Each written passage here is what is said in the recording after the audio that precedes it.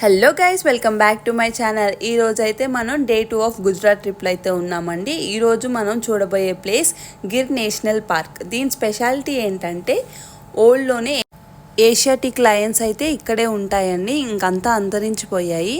యాక్చువల్గా మనకి వెళ్ళే దారిలో కూడా కనిపిస్తాయి మన టైం బాగుంటే. మాకైతే ఏం కనిపించలేదండి. సో మనమైతే వాటిని చూడడానికి మనం గిర్ నేషనల్ పార్క్ అయితే వెళ్ళబోతున్నాము. సో ఇదే అండి ఎంట్రన్స్ గిర్ నేషనల్ పార్క్కి. సో ఫస్ట్ అయితే మనం రిజిస్టర్ ఆల్రెడీ చేసుకొని ఉండాలి. ఆ లింక్ అయితే మనం ఇక్కడ ఎంటర్ అవ్వగానే బోర్డులో అయితే ఉంటుందండి, ఇక్కడ చూసినట్టుగా.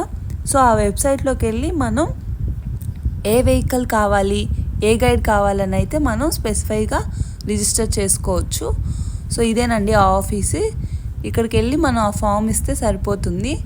సో మనకి వాళ్ళు ఒక గైడ్ని మరియు వెహికల్ని అండ్ రూట్ని అలాట్ చేసేస్తారు. సో నెక్స్ట్ అయితే మనం ఇది ఒక చిన్న మ్యూజియం ఉంది, ఇక్కడికైతే వెళ్ళిపోయాము. ఇక్కడైతే అన్ని యానిమల్స్ ఏవైతే గిర్ నేషనల్ పార్క్లో ఉన్నాయో సో అవన్నీ ఏమేమి ఉన్నాయన్నది ఇక్కడ ఒక చిన్న మ్యూజియం లాగా అయితే పెట్టారండి. జింకలు, సింహాలు, పులులు, సో అన్నీ అయితే ఉన్నాయి. కానీ మనకి ఏది కనిపిస్తుంది అన్నది మనకు తెలియదు. సో రూట్స్ అని చెప్పాను కదా, టోటల్ 13 రూట్స్ ఉంటాయండి.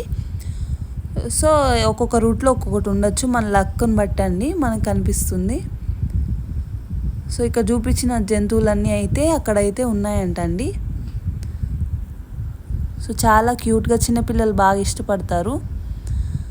సో నెక్స్ట్ అయితే మనం ఇదంతా చూసేసుకున్నాక ఫారెస్ట్లోకి అయితే ఎంటర్ అయిపోయామండి. సో ఇక్కడ ఫస్టే మనకి జింకలు అయితే దర్శనం ఇచ్చాయి. సో చూసారు కదండి, ఎంత చక్కగా పాండ్లో వాటర్ తాగుతూ ఉన్నాయి జింకలు. సో మనం చాలా కేర్ఫుల్గా కూడా ఉండాలండి, వాటికి ఏం హామ్ అయ్యేలాగా సౌండ్స్ ఏం చేయకూడదు. సో వెళ్ళామా చూసామా అన్నట్లే ఉండాలండి.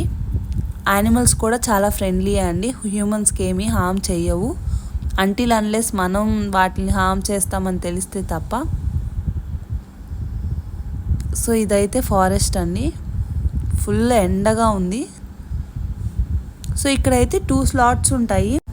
మార్నింగే 7కి ఒకటి, 9కి ఒకటి ఉంటుందండి. ఇది కూడా ఆల్రెడీ మనం రిజిస్ట్రేషన్ ఫామ్లో చేసేటప్పుడే మన స్లాట్ టైమింగ్స్ కూడా బుక్ చేసుకోవాల్సి ఉంటుంది. సో నెక్స్ట్ అయితే మనకి ఏ ఏజ్ వాళ్ళు అలౌడ్ ఉంటాడని కూడా ఆ ఫామ్లోనే ఉంటుందండి. సో అది చూసుకొని ఆ ఏజ్ వాళ్ళని అయితే అలౌ చేస్తారు. సో మీకు లింక్ కావాలంటే నేను డిస్క్రిప్షన్లో పెడతానండి, చూసుకోవచ్చు. సో నెక్స్ట్ అయితే మనం ఇలా చూసాము. మోస్ట్లీ మాకైతే జింకలే కనిపించాయండి. సో జింకల్లో కూడా 2 టైప్స్ ఉన్నాయి, సాంబార్ జింకలు, నార్మల్ జింకలు. మాకైతే మోస్ట్లీ నార్మల్ జింకలు కనిపించాయి, అలాగే సాంబార్ జింకలు కూడా కనిపించాయండి. మొత్తం ఇక్కడ 80,000 జింకలు అయితే ఉన్నాయంటండి. సో ఇక్కడ చూపించినట్టుగా అందుకేనేమో మేబీ ఇక్కడ ఏంటంటే మనకి టోటల్ 13 రూట్లు ఉంటాయని చెప్పాను కదండి. సో మనం ఒక రూట్ అలౌట్ చేస్తారు, ఆ రూట్లోనే పోవాలి. సో ఆ రూట్లో మనకి ఏ జంతువులు కనిపిస్తాయో అయ్యే చూడాలి, ఎందుకంటే వేరే దగ్గర పోవడానికి ఉండదు. సో వెహికల్ మొత్తం అయితే ట్రాక్ అవుతూ ఉంటుంది ఎక్కడి దాకా వెళ్తున్నారు ఏంటి అన్నది. సో ఇవి చూసారు కదా, ఇవి అడవి పందులండి. అడవి పందులు, జింకలు అయితే మనం ఇక్కడ చూడొచ్చు.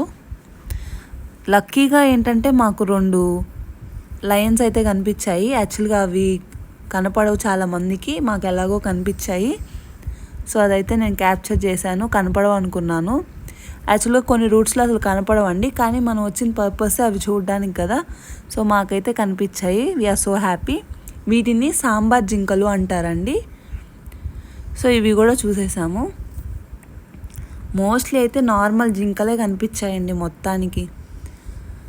సో మీరందరూ కూడా ఇది నచ్చిందని అనుకుంటున్నాను. మీకు ఏమైనా ఇన్ఫర్మేషన్ కావాలంటే కమెంట్ చేయండి. Thank you for watching. Please do like, share and subscribe to my channel.